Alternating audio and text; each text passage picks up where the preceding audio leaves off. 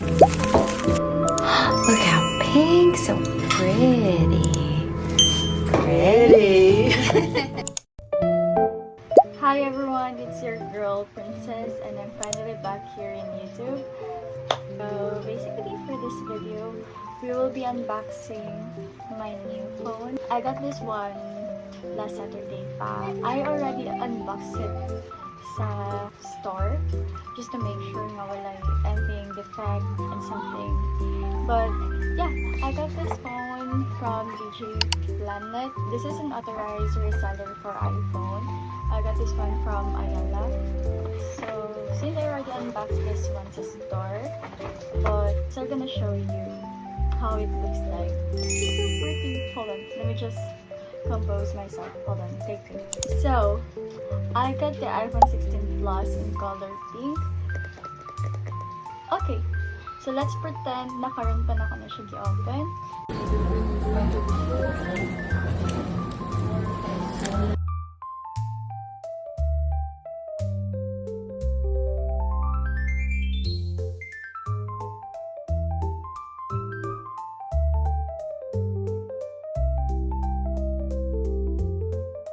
Open the box. This is how it looks like. The unit itself. For the inclusion, they only have like a port. Of course, it's already a Type-C.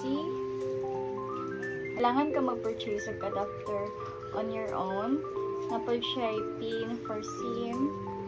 And then look how cute their manual is. This is their manual. And this is the unit, everyone. Let's unwrap. And nanan na siya tempered glass. Pagdilit ko pwede mag-cellphone nga wala tempered glass because I am very clumsy. For the physical appearance, this is how it looks like. Kabalo mo guys. I was planning to buy sa lamkat kay beyond the box because mo to kong be first nagpag-inquirean, but when I went there wala na sila color pink. Ang nabilin na lang is white, teal, black, and the other color, pero ang pink wala na. So nagsulisod ko siya pangitao. And I also went to the loop sa lamkat kay also, but they don't have the pink color also. And ang nabili na lang sila kay 500 something na GB. I don't know if you can hear me, but yes. So, last chance nga na akong magkuan is sa Ayala. So, I went to DJ Planet as if naa sila iPhone 16 Plus to 56 GB color pink. Kay color pink, ano kong ipangita guys. And they said na isa na lang nabilin. So, when I check the price, of course, dili sila same. Mas mahal sa DJ Planet compared sa the Beyond the Box. But ano ko sa myself, I really want pink and I'm not gonna buy 16 Plus in different color.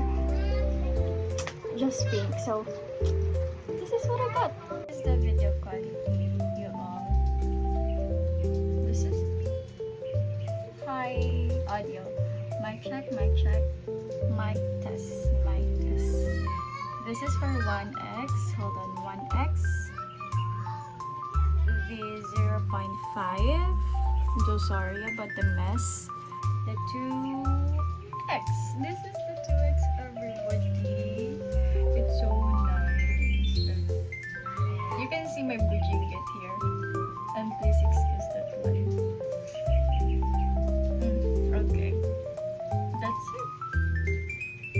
Hi everyone, so now I'm switching my 16 Plus and this is how it looks like in pag front camera na siya. Kaganya I'm using the 13, iPhone 13. Anyways, my previous cellphone kay it's 12 Pro Max to consider the iPhone 16, but since Pro Max girly magid ko, gusto ko like bigger screen.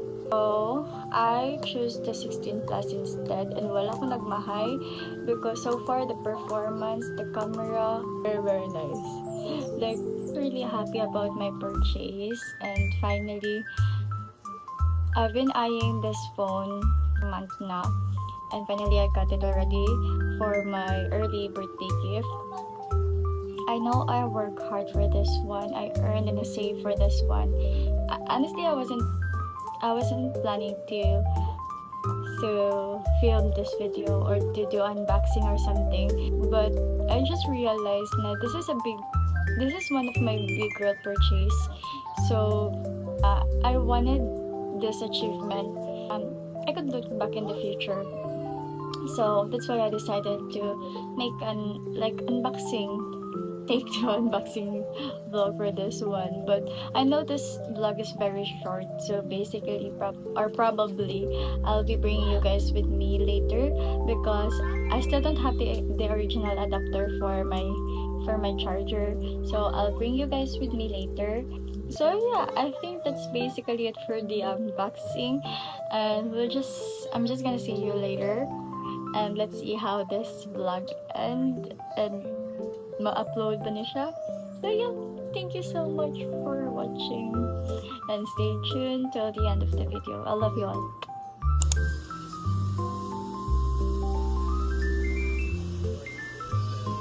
Hi everyone, good morning.